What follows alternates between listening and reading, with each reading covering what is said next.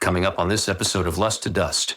Bob had the tendency to check out every woman. This is actually what we've tried been debating.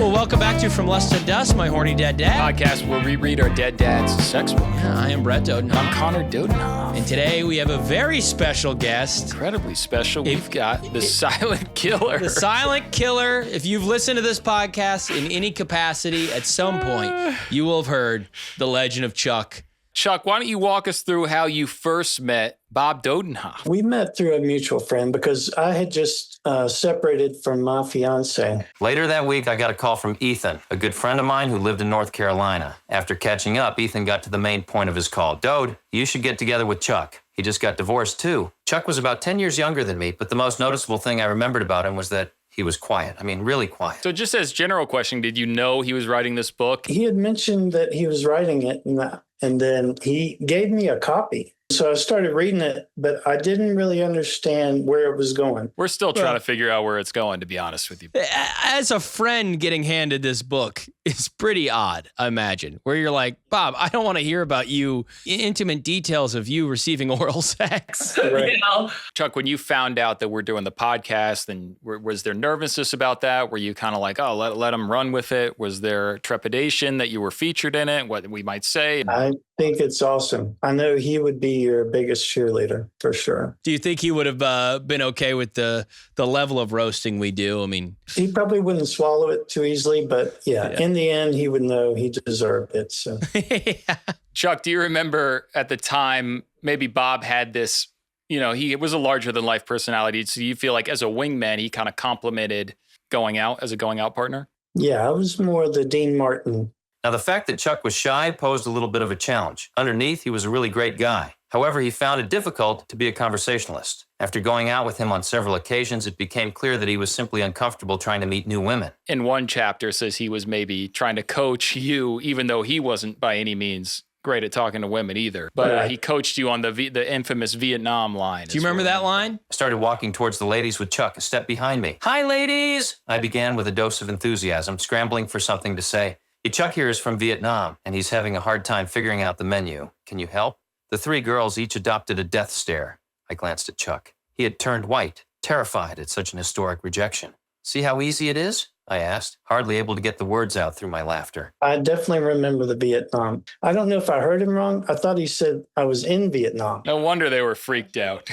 But you, as far as you remember, that did fall flat in front of those girls. They just... Tremendously, yeah. And then moving on, I guess my dad said that you were quite proficient at online dating. Chuck was ahead of me in one area in particular. He had been online for several months and was beginning to establish dialogue with a few girls. Yeah. There was Match.com and then eHarmony, and that's how and I ended up meeting was through eHarmony. You had coached him a little bit, particularly in the age thing, where he had lied about his age, and I think you commented, "Hey, Chuck, what's the deal with putting in my age?" I protested. "Don't worry, just lie," he said. "You look young, and everybody else does it. But what happens when they finally find out my age? How would they?" he asked. "What are you going to do? Show them your license?" I was guilty of that for sure. Yeah.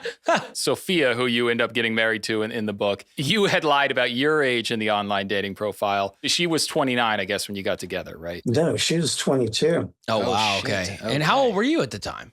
14 years difference. Because Bob shaved off a full 10. Wouldn't recommend that now, but yeah, at the time, it seemed to make sense. That was the Wild West of dating apps, and I think... But he also, in the book, he throws you under the bus when he goes on the date with the girl in Myrtle Beach. She finally looked up from her plate and asked, "Why? Why would you lie about this?" "Well, it was Chuck's idea," I said, stumbling for an explanation. I don't remember that, I had to twist his arm that hard. I'm sure he was, the moment you said, "You'll get more matches," and he said, "Click," Yeah. Moving deeper into the book, then you guys go meet Anthony, the singles pastor at the church. One morning, I called Chuck with an idea. "Chuck, we need to contact the singles pastor at my church. There's tons of talent there." Yeah, your dad and I went there. I wasn't sure what to expect. I don't know. He had like a flashy watch and... "There's a ton of emotion going on here," he said. "You've got to take it major slow. Right now, you bros are in total pain, and all you can think about is getting out of this pain. So he's got a big flashy watch, probably some like maybe gaudy, expensive shirt on. He's trying to teach you guys how to go. He was so right, I thought. Why didn't I see this guy the minute I left my wife? I've been possessed to quickly find another woman, and I didn't even know why. As we drove away from the lunch, I felt a new sense of clarity and relief. Chuck, what an unbelievable lunch. Chuck nodded in agreement. Yeah, very cool, he replied. Do you remember, I guess, the words of Anthony kind of going through one ear and out the other? Or was it just, this guy's a bit of a charlatan, so why would I listen? Yeah, pretty much. I don't know that it's what Bob needed at the time, but he was able to twist it to his own narrative. Less than a week later, Chuck met a girl named Sophie online. They married 6 months later. Bob hears completely the wrong message from Anthony. It sounds like you heard the message from Anthony, but you go, I don't like this guy, and I'm going to do the exact opposite. If I go and there's a guy with a Rolex on at my church Who's telling me not even to take a lunch date my first year? I'm probably moving on quick. That was the number one goal of going to the church, was to be able to meet women. And so I wasn't too sure about that, but I was like... You ever remember Bob approaching a girl during a church service, or how he would kind of make the move around? Yeah, before and after, they had areas that you can meet people. And yeah, he would definitely talk to quite a few. Any specifics of how you remember him, what his pickup lines were, or how he would hit on girls? He would find something around him and he would talk about whatever that is. Like if it was a book laying around, he would just talk about that and bring it up. Not a bad move, honestly. A little seeing what you can come up with in that moment is always, there's an excitement to it. Yeah, just riffing about things is something we've certainly inherited. Yeah. So it's, I think, and that's probably a gift of his. And that gift can be used, he used it a lot for getting laid or getting with women, but I think that gift has a lot of different applications. I think I ended up being quiet so much because it was more looking for the end result, and that I wasn't all about that. Meaning he was trying to get just laid, essentially. Yeah, exactly. This feels like this could have, had he really been looking for love, it might have been there with a couple of these women. From your experience, how much is that narrative maybe not what you witnessed and seeing him date? He did want to find somebody long term, but thinking about Ricky and how he used to hang out with those guys, it was the challenge of all that. Meaning, on the face of it, there was a lot of temptation for him to. Right. There is a part of his brain that was seeking that, but then he was constantly consumed by the lust. This is lust to dust for a reason, this podcast. Yeah. But next mention of you, Chuck, is the Audrey episode. Then one afternoon, Chuck and I were working away at our respective businesses in the condo, and he looked up for a moment and said, "Bob, Sophia's older sister Audrey is coming to town tomorrow. Sophia says she's very pretty." You bring Audrey over to the house. And I guess you had orchestrated, maybe you were aware that they would get along. Sophia and I were very confident that he was going to take a liking to Audrey for sure. And you knew Audrey at the time was in a relationship, a kind of a bad relationship, as we've learned from her. Was there some of you and Sophia correlating and kind of going, all right, maybe we can introduce her to Bob, get her away from him? Was there any forethought about that? 100%. Whoa. Well, the main thing was to get her away from. That was an abusive relationship. That was not great. However, then came a major disappointment. She'd been living with a guy for the last 5 years. Yeah, we wanted her to at least get a break and get away from that guy and, maybe move to Charleston because she was in Florida at the time. 100% Bob's going to hit on her. It must have been kind of a relief for Sophia to go, all right, I finally found a guy who can be my fish bait to get my sister out of this relationship. Yeah. I mean, it was really a perfect situation. That's true. So she comes over. You guys go out on the town that night. Mm-hmm. You kind of go back to the house. Bob sort of winks at you and goes, all right, Chuck, hit the hay. I might try to make an attempt here. By that point, you kind of knew his language and went, all right, Bob's kind of getting. I was thinking how nice it would be for Chuck and Sophia to head to bed and leave Audrey and I alone for a while. A couple glances to Chuck must have communicated my wishes as he encouraged Sophia to pack it in several minutes later. We knew him well enough. He didn't even have to give us a signal. So you go to bed that night, and as we learn, they end up having a little escapade. Her breasts were firmly against my chest, and her body fit me like a custom glove. The next day, Bob has to go to work very early. He goes off to work, and as we learn, you kind of did some perusing through his room. After 4 cups of coffee and simply going through the motions at work, Chuck called. Well, I wasn't trying to be a snoop, but I went into your bathroom to see if you had any toothpaste, and I couldn't help notice some condom wrappers in the wastebasket there. I didn't remember that until I saw that episode, and I do remember that. I was probably looking for a self-tanner. As we know, Bob is a big He self-tanner. loved the self-tanner. Well, now I'm wondering, because he invented a device, and I'll try to find a picture Baxter. called the Baxter, which was a squeegee that he would self-apply sunscreen with, which is a fun story because if you look at a lot of our childhood photos, he looked very orange compared to I don't us. know if self-tanner's gotten better or if he didn't know how to pick the right shade, but I mean, maybe his skin reacted to it because I haven't seen someone this orange ever. He Until was Trump. orange man before Trump. That's He what I'm really saying. was. Right. He had at times Trump level skin. The original orangutan, as they Yeah. He would make me take the self-tanner and I would rub his back. He would make me rub his back. And then my hands would be dyed, orange. That's probably why he died, that toxic self-tan. Yeah, I know. I go, self-tanning. He's worried about skin cancer. We were putting, Yeah. red 40 on his back. Yeah, what the every hell week. is, something that can dye your skin? I don't know how much longer after Audrey, but then Lori comes into his life. And Lori, as we've learned, is kind of his first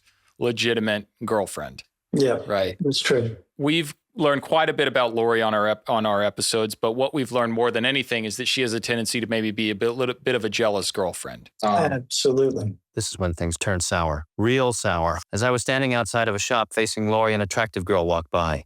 As she emerged from behind Lori, I glanced at the girl. My God, you're staring at her ass, screeched Lori. Yeah, she was very protective, and I don't know her history as far as, ex-husbands or whatever, but, Yeah. and, Bob had the tendency to check out every woman. This is actually what we've tried Yeah, been debating. It seems like with Lori and Bob, it was, an unstoppable force meets an immovable object.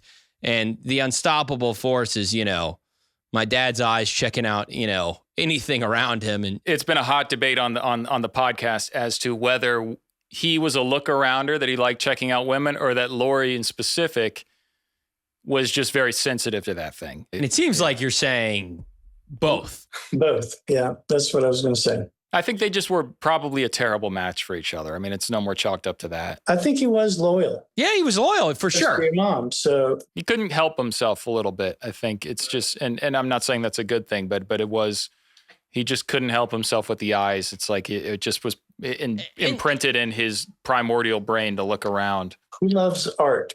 I think that's how he looks at it.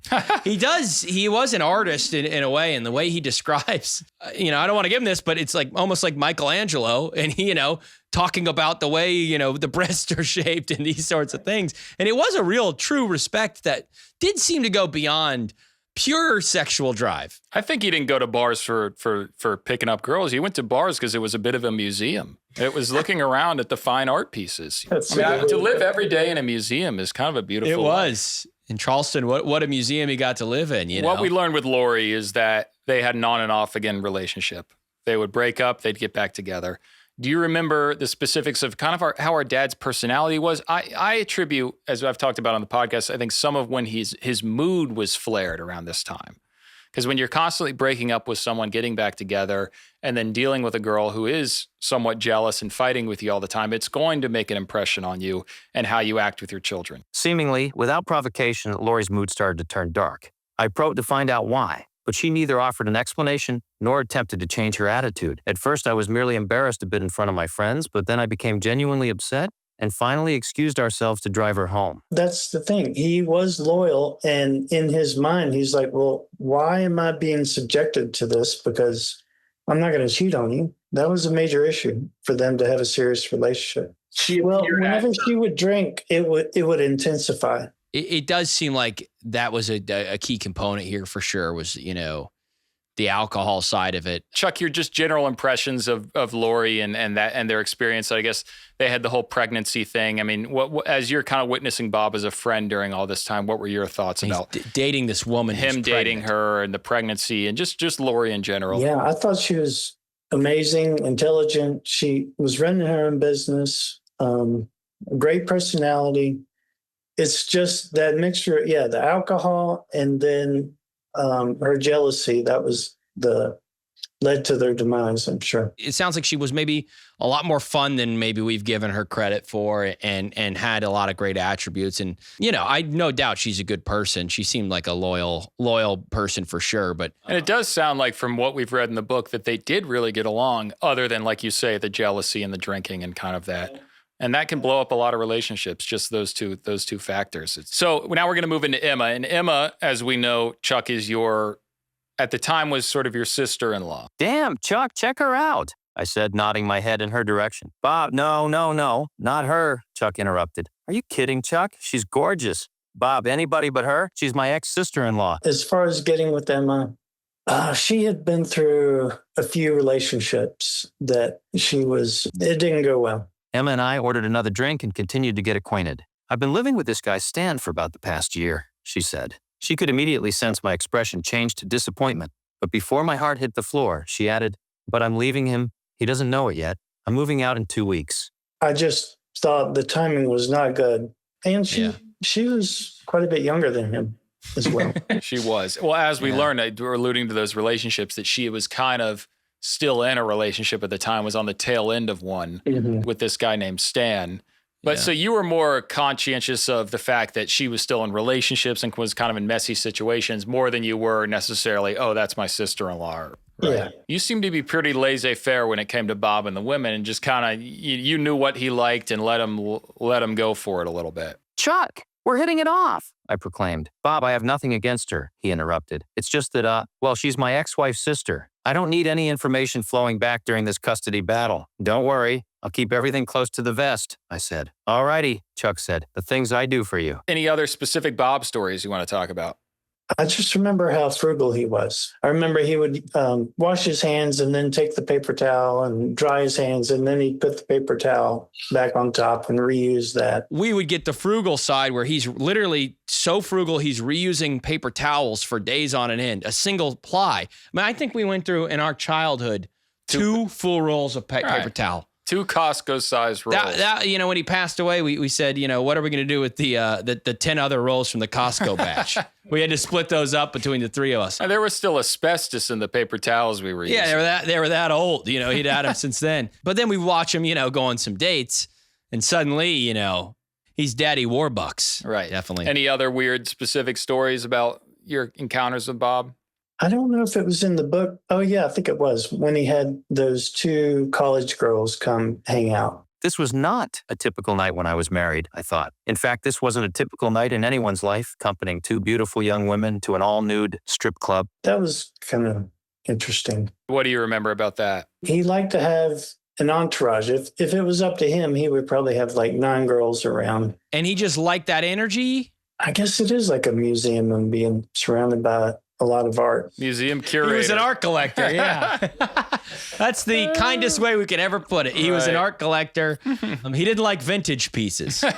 He liked very, very modern art. Yeah, he's far more Momo over the Met. And now I was with a girl who had just turned 30. The generational gap at times seemed meaningless and hardly apparent, but at other times it was glaring.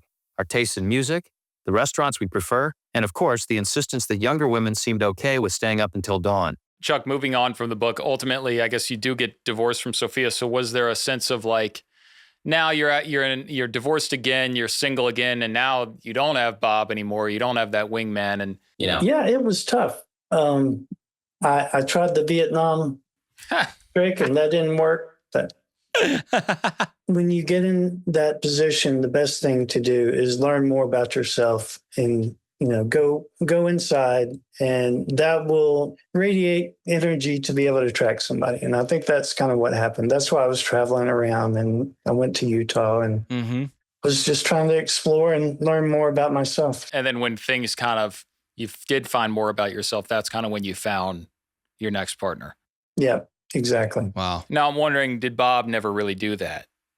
Was he too externally focused on the fun and the getting laid and never really the introspection that would have led to a partner? I think there were a lot of distractions, whether it was work or you guys. There was not one night he didn't want to go out. Yeah. That he spent enough time reflecting on himself. But I don't know, reading through the book, he definitely shared a lot of insight as as far as his psyche. So, You know, I'm surprised in the book of how introspective seems to be at times, given. I think he definitely gets us introspective during the book. I think part of it feels a little bit, he's constantly conflicting with, he likes the young girl, but then at the same time, he finds that he doesn't really identify with the young girls, but he's so enticed by that. Now he likes the older girl, but then she's got a drinking problem and the jealousy problem. So, you know, he's going through a lot of the hurdles that we go through in dating. But I do think maybe that internal focus of kind of like grounding himself and taking a step back and maybe doing what the pastor suggested is maybe really what he should have done now that we think about it. I think a good mushrooms trip would have helped him, you know, kind of see. I guess now he's gone. Chuck, so is there a sense of, you know, when he was lost, was there one kind of, what did you feel was lost in your life, or what do you look back on that chapter in general? And yeah, it was devastating to lose him as a friend, but he's with me every day.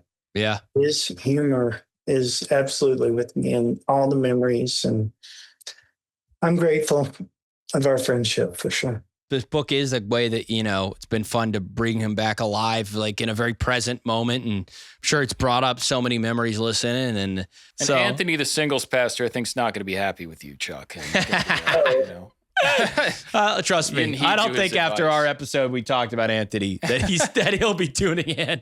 I don't think Anthony, by the way, is still a pastor. Yeah, Anthony pawned that Rolex soon after the financial crisis. Yeah. Chuck, thank you so much for joining us. Chuck, this has been great. The silent killer, the online warrior.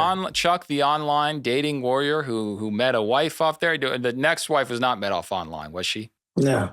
Look at that. You maybe learn from the wingman-ness of the Bob energy. Yeah. You gave her a Vietnam line. Next thing you know, you got married again. Now you're out in Utah.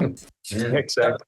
Well, guys, there you have it. We brought him. You wanted him. We brought him. Chuck, the silent killer, the online, one of our dad's chief wingmen. You know? Absolutely. And he proved to us that not every one of Bob's pickup lines was successful. That maybe life with Bob was challenging at times as a friend, as a son. We want to thank you so much for watching, guys. We'll see you next week on From Lust to Dust. Good friend. From